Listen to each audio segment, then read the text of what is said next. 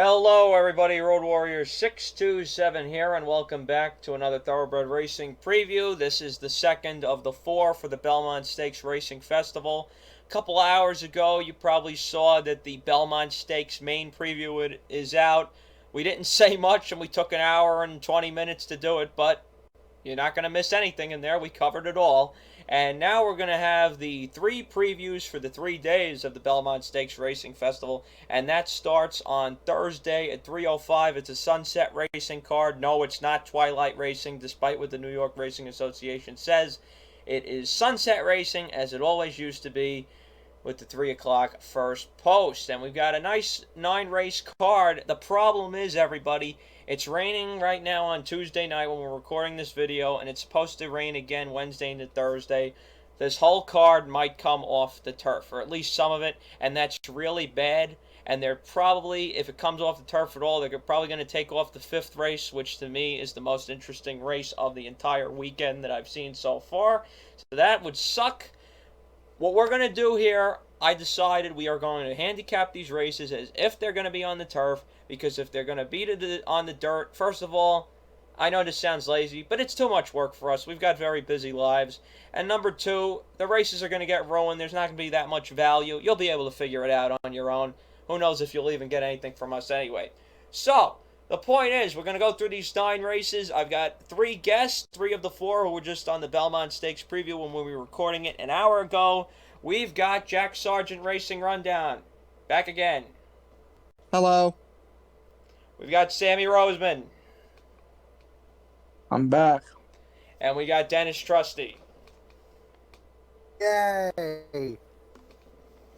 Yay. All right, let's look at these 9 races. Timestamps will be provided down below to skip to the different races. Race number 1 is a 7-furlong allowance on the Widener turf. Christophe Clement has the even money favorite in here, coming off a layoff. Christophe off a layoff has shown this meet that is absolutely no problem. The problem is that this is an entry, and even when Christophe Clement is in entries, I hate entries. They never seem to win. I'm going to be going with my old pal Yes and Yes in here for Dave Donk, number 7, being ridden by Velasquez for the first time. This horse won last time. I always like mid-range to long shot horses. This is mid-range after they're coming off a win. This horse was on top of a really fast pace and still held on. Love this horse in this race. I don't think the extra furlong is going to be a real problem, because I think the horse will get a softer pace. So I'm going to box the entry and the 7 in here. Hopefully the 7 wins, because entries never win. I think Andrew said pretty much anything that I would have said, but Dave Don did give me one of my last winner at Aqueduct of the meet. So if we're playing it based off of guys who have made me feel good this year, hopefully that we'll get something from that with him in here. I mean, for me here, I remember when I picked Yes and Yes. Excuse me. It's a little bit of a step up, but there's not really much to say here. If you want to beat the even money favorites with the them, but I'll probably just go with the even money favorites for me here, just to chalk it up. Yeah, for me, sadly as well, I'm on the even money favorites. I think they'll be tough in here. Not knocking Dylan Davis's route on the 1A last time at all. It's just how Rod picks that horse up and Joel's on the 1. I think that another horse, if you're going a little price hunting, maybe could be the 10. That horse playing things at least a little interesting. A huge price. Okay, well, there's our ideas for the first. Moving on to the second race here. We've got a 1-mile maiden race on the main track for fillies and mares 3 and up. I, of course, in here, this is pretty easy. I'm going with my 2 guys. Those horses are Precursory for Bill Mott and Veronica Green for Chad Brown, the 7 and the 8. I prefer the Bill Mott horse because I like Bill Mott horses second time out. Veronica Green, it's hard to pass up Chad. This horse did not run too well first time out at Keeneland, but it was at Keeneland in a very heavy maiden race, so I'm willing to overlook that. but I take precursory from the value standpoint. And also, if the track comes up sloppy, I know the horse was up there, at least showed something, didn't finish, but does have the one race experience over a sloppy track. I'm gonna go the short angle in this race with the morning line favorite, the 8 Veronica Gray. She was going 6 furlongs in that race at Keeneland, so you look at her pedigree, obviously being by tap, it maybe it probably will improve a little bit going a 1 turn mile here. So a little bit chalky here, and apologies, I might be screwing that up. My math there might be wrong with the 2 being a 5-2 favorite here. So do apologize in that front, but Veronica Grace is still my pick. Not, I think, like I said, getting out to a 1 turn mile off of that 6 furlong maiden start could be beneficial to her. For me, I actually like Aunt Naughty. If you look at her, if you go back to October 2020, she actually faced Malafide and Cromwell Swirl in that maiden race. Then we didn't see her for about over a year until, well, she ran in December and then she didn't run until January 2022, which wasn't a year. Never mind, my math's wrong. And then in April she ran fine. It's hard to, I don't really, these are the races I don't really trust Chad Brown. So I don't think he puts his best horses in these kind of races. So I'll take the favorite again, and Aunt Naughty. For me in the second race, I like the 7-horse precursory. First time out, ran kind of just a average little race there in the slop. I don't know if the horse really hated the slop or just using it to try to step forward into another race. And I like the fact that it picks up Lano, and I like the fact that it's Belmont's second time out. I don't know if I like the fact or not that it's Juddmonte owned and bred. Because that could be really good or really bad that they couldn't sell the horse or they wanted to keep it. I will also point out I did not like the 3 first time out. That was on Oaks Day. It was I think it was one of the last races on Oaks Day. 4-1 here. Didn't run very good. Got beat by a horse that was a gajillion to 1 and deserved to be a gajillion to 1. And this horse was 8-5 favorite. Not really impressed with the 3-horse Milan's Girl. All right, everybody, let's move on to the third race. And the third race is absolutely ridiculous. This is like freaking stupid. It's the Wonder Again Stakes. Not that it's stupid, it's the Wonder Again Stakes, but the horses that I need to play in here, I need to box 4 of the 6 horses just to cover my guys. And we've got 2 Christophe Clements. We've got Consumer Spending for Chad Brown. And then we've got Motion with Vergara, named after the actress Sofia Vergara, I would think. I like Shad Nation here. There's 2 horses on this card that are coming back to Belmont after a while, and Belmont is where they ran their first race. I had this horse first time out at 1 1/16 on the Widener. Shad Nation showed speed that day in that maiden race. Since then, not too good. Hasn't really improved on that first race, but hopefully third off the layoff here. It's Christophe. I can't ignore Christophe. And between Irat and Joel Rosario, I'll take Irat every time. We've got My Risky Affair for Christophe, who won in an off-the-turf race last time at odds-on money. 12-1 makes sense for a horse that has not really proven to win over the turf, but did have that one good race down at Keeneland at 12-1 in the $100,000 maiden special weight. Consumer Spending for Chad Brown, no surprise, is 4-5. You see, record speaks for itself. Although, how much better is this horse really than everybody else? And then Vergara, yeah, she's okay too. The horse I have to try to beat is Shug, because I hate beating Shug. I hate taking Shug at short prices. I usually don't bet him much anyway. So I'm going to spend the $26.40 and box the 1, 2, 3, and 6 in here with the 1 as my top choice. I don't think Clement really cares which price of his wins. If the longer one wins, it's coincidental, unlike Chad. So the picks will be 1, 3, 2, 6 in here. Hopefully this stays on the turf. Yeah, I got to take consumer spending here. I have been someone who's been very high on Pizza Bianca's chances at Royal Ascot. Not going to get too much into that here, but she beat her on the spot in the Memories of Silver last time out, and I've always respected the talent that she has. Credible effort in the Breeders' Cup. Sixth place was a lot better than it looks on paper. I think she's the class of this race, and again, to take Chad in back-to-back races is not my favorite thing to do, but that's what you got to do, in my opinion, in here.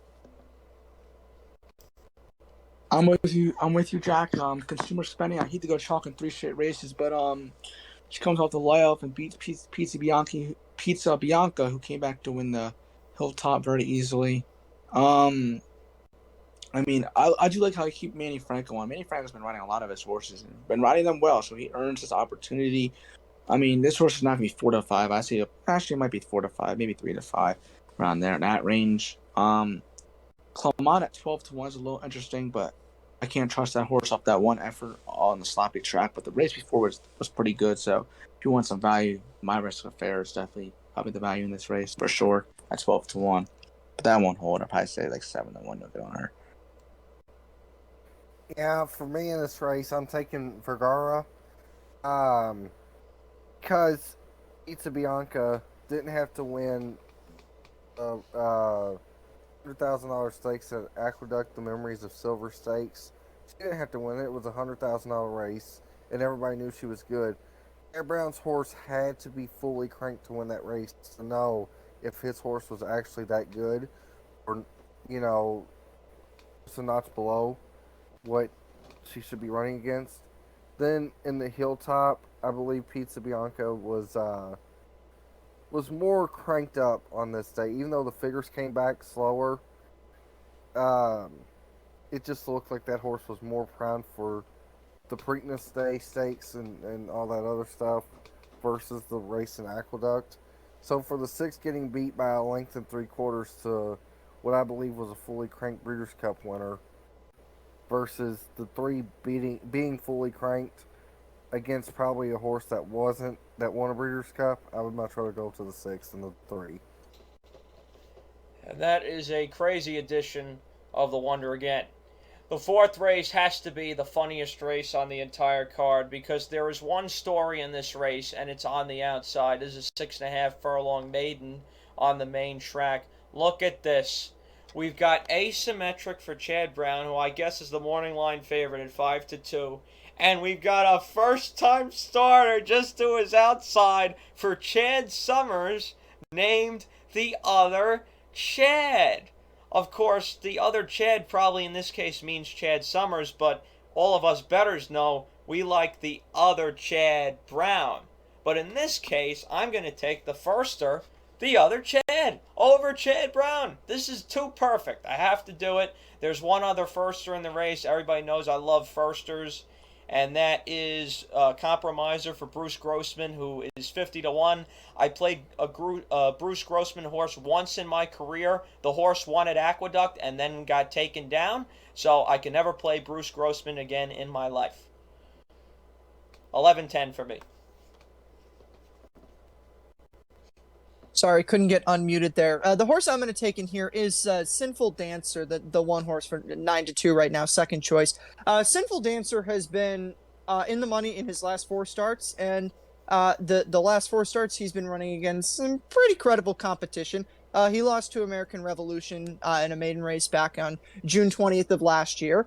Had a break into a race at Aqueduct on Gotham Day where he got beat by Disco Pharaoh, by 19 lengths by Disco Pharaoh, who came back and subsequently won a stakes race at Laurel and didn't run too well on Preakness Day, but I think that horse was affected by a track bias, and then doesn't have as good a quality of horses that beat him in his last couple of starts, but most recently at Belmont going 6.5, the horse that did finish in front of him did kind of walk on the front end there in this race. So hopefully that this is the spot, fifth time in this little stretch of 5 races. Maybe we can finally get this horse a win in his career, but he's hit the board in every race except for one, and that one race was on the 8th of May at Belmont of last year. So overall, he's kept some relatively decent form. And to add on to your point, because he's also going to be my pick, Sinful Dancer, that race on the May 8th was on the turf, and he also hit the gate and bobbled and was bumped. So he had an awful trip. And he came fifth by 2 lengths. He used to be in favor at 4-5. Yeah, but I mean, he lost to American Revolution. He lost to Disco Pharaoh. Credible horses. Obviously, American Revolution won the Cigar Mile. This horse is eventually going to win. It's going to come at one point, and I think it's going to come here. I think this is it. Not an easier field, but I think this is a field he gets it done in. And I think the rail is going to be good because I think Concel can lay right off this pace at second and third, and 92 is credible value too, so he's going to pick too. Yeah, I think picks wise, I like the one. I don't really love anybody in this race. I think they're all just okay. I want to say too, just like Andrew said, the other Chad, look, that's a great story for horse racing deep down, I think, because there's not too much smack talk in that involved.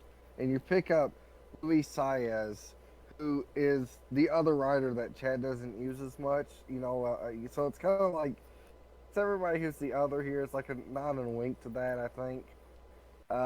And I'm just looking forward to the pay-per-view boxing match between Chad Brown and Chad Summers, that I hope that some way, somehow, like the Logan Paul brothers or some stupid like that, you know how they all started doing boxing? I'm hoping we get that with Chad Brown versus Chad Summers at some point in Saratoga. I will buy that pay-per-view. Sign me up.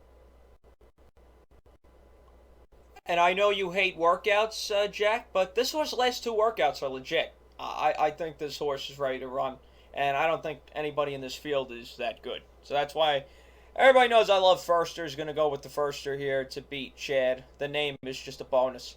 To me, the 5th race is the most exciting race of the entire weekend. And we hit a race here, our family, we hit a race on Sunday at Belmont. We boxed the Wards and Clemont in the 2-year-old turf race, maiden race. And the exacta came back, what was it, 85 or something like that? It was good, whatever it was. And we just missed the triple. We just missed it. It was so bad. We got beat out by a nose for the triple, and it was a short nose. So I have to do it again here. This time it's only 3 horses.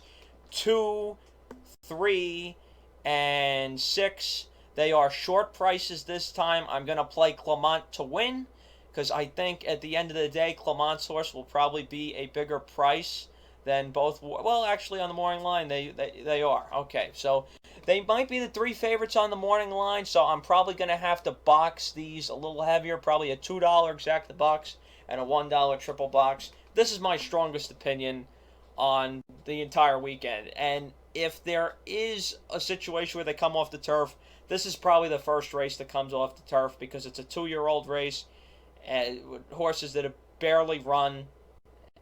This is only one of them's run, right? Just 2 of them have run. Yeah, just 2 of them have run, including the favorite for Ward. I think they probably take this race off the turf before they take any other ones off the turf, which would be sad. So maybe this doesn't even happen. But boxing 2, 3, 6 is my biggest opinion of the entire Belmont Stakes weekend, bar none. I actually like the 3 in this race too, and of the 2 Ward horses, I like the one that doesn't have a start. I like Lady Wildcat over Talk and Pharaoh, the morning line favorite right now here. So kind of along the same lines as Andrew, but I don't have I'm taking Clemont on top, but I would probably, I don't know if I'm going to play this race, but if I would probably box 3, 6 in here, because I did like the longer the 2 Ward horses, and we'll see, for as Andrew said, we'll see if this race stays on the turf, and then if it does, we'll see how much longer the 6 is than the 2. Christoph, yes. I'm actually gonna take a long shot in this race. I like Al Casba. For Rusty Arnold. I don't really like the Ward horse, because Ward is obviously much better with second time. He's done it in the past and first time on turf, but he kind of did this at Monmouth a couple weeks ago, where he had a horse go out right. Monmouth horse is obviously not the same caliber that he has, but Al Casba, Rusty Arnold ships his horse from Churchill. He could obviously ran that horse at Churchill, but he comes here for Belmont. you guys there tease up. I would probably pick the 3, but I'm too afraid to get Rosario'd, so I have to slay off of that. Flavian and Todd sprinting on 5 furlongs is a little iffy. I don't really like that. Maybe the other Ward can win, because Ward likes to be sneaky just like Chad. But I like the 8-1 on Alcazba. So I'll just take it there.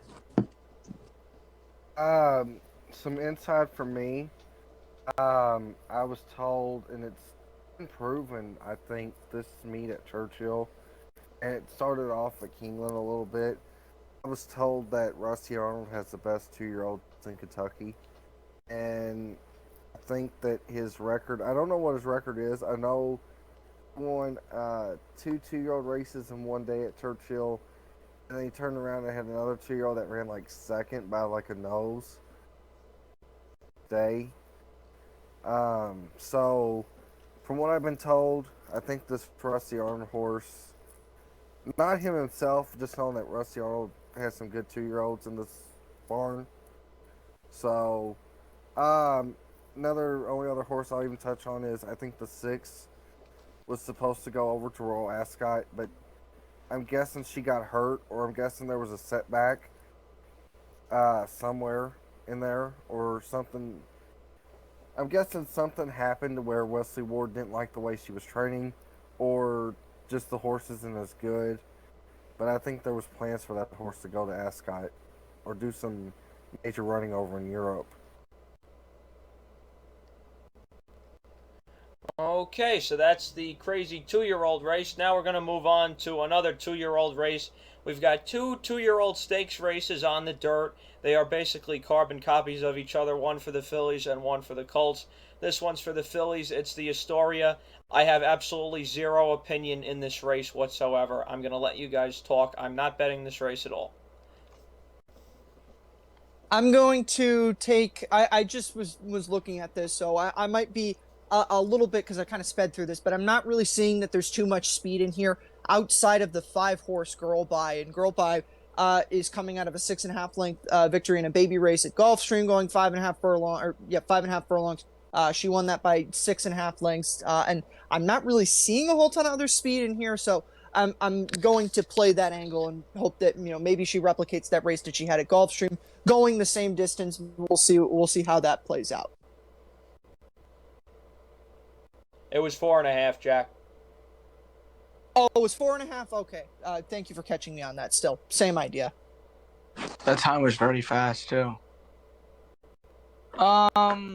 This race I really have no opinion on. DB's Dame is gonna get, what is she, 4 to 5 more in line? Yeah. She won at Churchill. It was a good time. Don't really have an opinion on this race. I'll just chalk it up. That's what I do a lot of times. Just chalk it up here with Devious Dame. I was there when Devious Dame broke her maiden. She ran a very impressive race, beating a whole lot of nothing. On the horses, American Apple, I think, came back to run pretty bad to start out. I think she just beat a whole bunch of bad horses, but looked good doing it. I think the bet in the race would probably be the 5. That was a pretty good Keeneland-esque race from Gulfstream Park, the 5 gave. And the fact that they're trying the stakes company here, I think, says quite a lot about what they think of the horse, or at least what they think of, 2-year-olds in general right now, and how they're not as developed as I think she might be. Another thing to note that I just noticed, this guy came up here, this rider, and it's probably his only mount of the day. We'll check on that, but I'd almost guarantee you that's his only mount. Nah, he's riding a different horse. Oh, he's riding a different one? one? He's riding on Saturday. So that's probably why he's up here. He rides in Jaipur. Yeah, but he also rode this horse first time, and the fact that he's coming up here 2 days early for one race is, to me, that's big. And she's speed, so you never know. Well, that's good in those short 2-year-old races. Okay, the 7th is an allowance on the turf. This is the last race of this day that I have an opinion on. Nice big purse allowance. This is simple for me. I got a box 1589. It's the guys. It's Chad. It's Clement. Oh man, I hate these prices. I'm seeing them for the first time. Ooh, look at Mott's horse. 15-1 on Mott's horse. Ooh, I like that. And then, oh, this is good too. Community adjusted. This is the other horse I was talking about earlier. The one that's coming back to Belmont, which was the scene of this horse's greatest triumph. Yeah, all I had was a stupid little dollar to win on this horse back on May 20th of last year. You see that community adjusted Black Sand and Coalition building?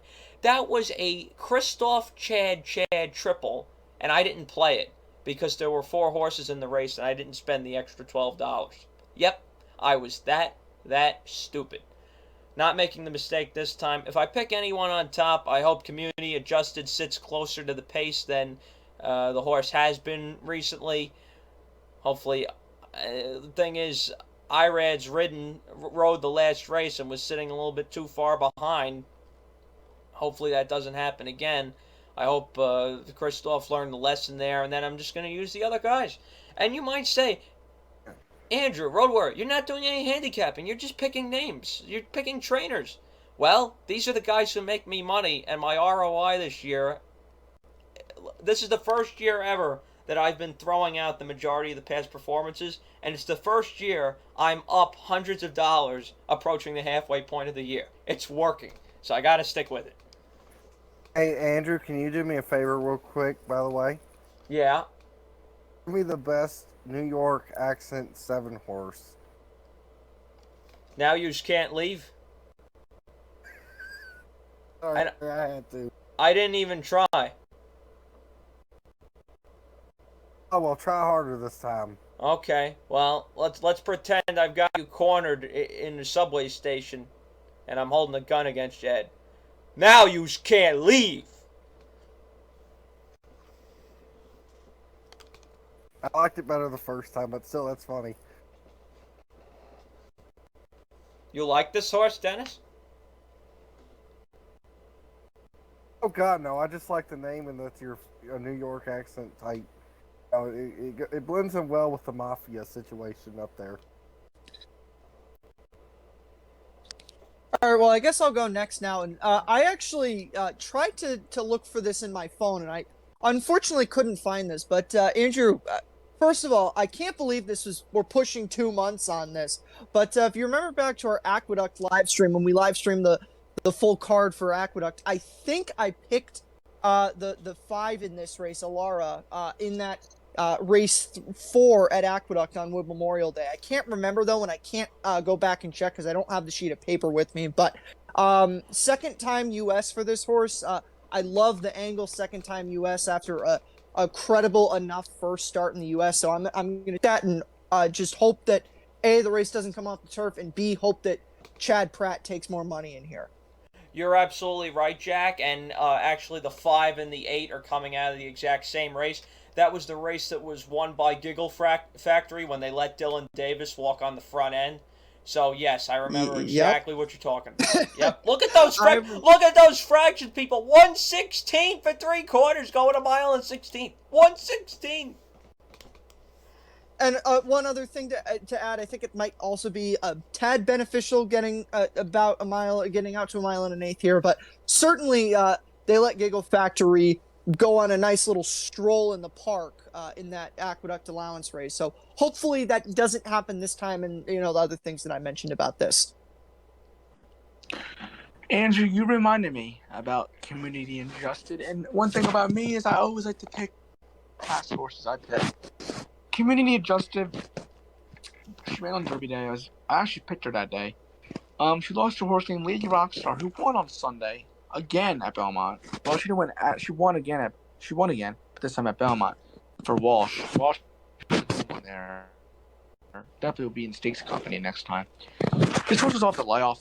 This horse didn't even run that bad. He ran credible. I think he'll run better off the second off the layoff. Clement strikes at 19%, sending off the layoff, and IRAG gets a board, so I'll take this horse at 5-1. I'm taking the best turf trainer in the race. No, it's not Clement. No, it's not Shug McGahee. Oh, it's not even Chad Brown. I'm going to take Brendan Walsh's horse, the 2, in Bezel. The second off, the European ship over, picks up Jose Ortiz. I think that Walsh is really starting to run red hot with these turf horses. I think his barn's finally starting to get the pick of the turf horses that he can have. And I think this horse will turn out to be a stakes horse for him in the future. So I'm going with the 2 and probably going to box him with all of the horses, the 1, the 4, the 5, the 8, and the 9. But yeah, that's just my thoughts. And I know I probably made you mad, Andrew, on I said about Walsh being better than Brown, but okay. Look, I just think Chad gets. I don't know if Chad's any better. I think, if you ask me who's a better trainer, Chad Brown or Christophe Clement, I'll probably say Christophe Clement, because Clement wins with horses that cost less money. But I think Clement and Chad are the 2 best trainers around. I think that's undebatable. And I only watch New York racing. I don't go out of my way to watch other places because I just honestly don't care. Let's move on to the 8th race. Is the Tremont. It's the male equivalent of the Astoria. And once again, I don't care who wins this race. I'm not picking this race. I'm not betting this race. I'm going to go with the number, excuse me, I don't have it right in front of me right now. I'm going to go with the 5 horse in here for Rudy Rodriguez. The reason I'm going with the 5 horse is because this was the only horse that didn't win on the lead in their career debut. So, again, it's difficult to judge, especially these baby races, exactly how races are going to be run, because two-year-old races at this time of year, you're most of the time you're going to see horses win on the front end, but this was the only horse that wasn't on the lead. So, with if everybody else sends in this race, then possibly we get this horse home for Rudy. But again, this is kind of a crapshoot. Do you guys think the 2 can get the stretch out of 2 furlongs to 5.5? No. That is hilarious. Oh my god. No. I actually like the same horse Jack likes in this race. This race is actually a really good. It's actually a decent field. I don't know if you guys saw the stat, but if you really look at it, the 8 horses, they're all coming from a different track, which I found really interesting. All 8 ran at their different track in the first start. But the 5, this horse is to win at Belmont. Like Jack said, the horse is going to come off the pace because this race is very speed heavy. So this horse gets it right off, I think. She's a good shot. Luis gets off the horse, or he, because this is the boy race. But he gets off. He gets Joel. I don't know. I don't really care about this race, so I'll just pick him. We should mention that the three also came from off the pace. Just so you guys know. He's the one I liked a little bit. And that tells you how reliable my speed handicapping is. The three was only $4,000 if you think about it. That's crazy. Already made their money back. $30,000. Yeah, I'm probably already sold the horse. Let me see something. I'm gonna pull this up real quick. He gave the horse to someone else because his son had it. It says Brian Brooks. And now he's with Nicholas Siderius. Right, I like Carry On Barbosa. He's a good rider. Okay, I see that now. But I was gonna say for this race for me, kind of like the 7 a little bit. I'm being a homer again. That was a pretty good race that the 7 ran. I still think you could go price hunting here, and look, I think that the 6, being in the spot from Evangeline, was 2 to 5. Everyone knew this horse was tough. Broke alertly, which is very good to see from a 2-year-old. And I think that even though the time was slow, I think this horse could be pretty close towards the end of the race. And even if not, this horse will still be pretty good down there in Louisiana. So definitely watch out for the 6-horse moving forward throughout the summer, anywhere and everywhere, in my opinion. Alright, and with that, we've only got one left. It's the nightcap, it's the finale. It's the race before Harvey Peck throws his program at the camera. We've got the inner turf. I want to mention one thing. I should have mentioned this earlier with the first inner turf race. Screw NYRA. Instead of fixing their timing issues, they're just redoing all the inner turf races to about the distance. How lazy can you possibly be? Just fix the timing issues. It's been going on for over a year. Fix it. Done. Freaking done with this. Another thing NYRA sucks at. Okay, with that out of the way, said I didn't like this race. I don't like this race. You guys have the floor.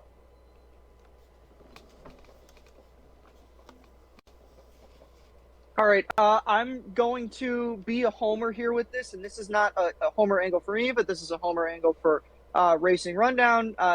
It's been referenced several times before, but last summer at Saratoga, my co-host Eric worked for Ray Handel, and he and I were actually talking about this filly yesterday. He said that this was his favorite horse to work with in the Ray Handel barn. She's also a first-time starter in here. She's 12-1, so a couple things in that way. But you know, I've made some money off of things Eric has said about the horses that he worked with Ray. So we're going to play this and see how this filly runs in here. But you know, that's really where I'm going with here. Kind of a homer thing, but she is a first-time starter. She is 12-1, so we'll see how this works. For me in this race, I'm actually against the favorite Dame Time. Things that, I mean, the horse is obviously the class because she's competitive for main especially. Now she's dropping into 40, so I think Michelle Nevin and them are just giving up on this horse. They want the win, but I'm actually going to pick 9. You Can't Handle This because horse has speed. You get Saez aboard again, and is shortening up to 6 furlongs on the turf. And Saez and Rudy are really are good together. So and 10-1. So we'll see. Dame Time might be tough, but I can't take 6-5 on her. For me in this race, I'm gonna go to the 13 horse, the traffic. This horse beat the traffic. You can go to the bar, to drink, go out to eat. Do not bet this race. Save your money. The 8th race, that's the finale, and then go home. Don't bet this race. This race sucks. And I think whoever wins this race out of this race probably will never win again. Yeah, so that's my thoughts on that race. And good luck. I mean, in all fairness, good luck if you are betting this, but not me. Oh, you just joined me on that I will not be betting this race. One thing I can say, it'd be very nice if the Handle Exacta came in. You Can't Handle This, and then Handel's first-time starter. How about that Exacta box if that comes in? That'll pay great. Get the favorite out of there. Well, that's what Sammy and Jack like, respectively. I don't like anybody, but of course we did have plenty of opinions earlier in the card. That does it, everybody, for this Thursday video. It has been a long day and into the night on this Tuesday that we're recording this. I want to sincerely thank Sammy, Jack, and Dennis for being here, and I want to sincerely thank Dennis as well for bringing on Jalen for the earlier Belmont Stakes video. These 2 videos, no chance in hell will they be up tonight. I'm going to just do something a little different and release them about 2 hours apart tomorrow morning, and I think that'll work pretty well. Because if anybody is so desperate to watch the Belmont Stakes video, they could have time to do that and then watch this one. So those are our ideas for Thursday. Pray there's no rain. Thanks for coming, guys. And we'll be back later on Wednesday when this video comes out to do Friday's card. I don't know if all of you will be here. I know Jack will be here and Sammy will be here. Dennis might not be here. So we'll join you. We'll see you then. And then, of course, we'll do Saturday after that. Pay your bills first. May the odds be ever in your favor.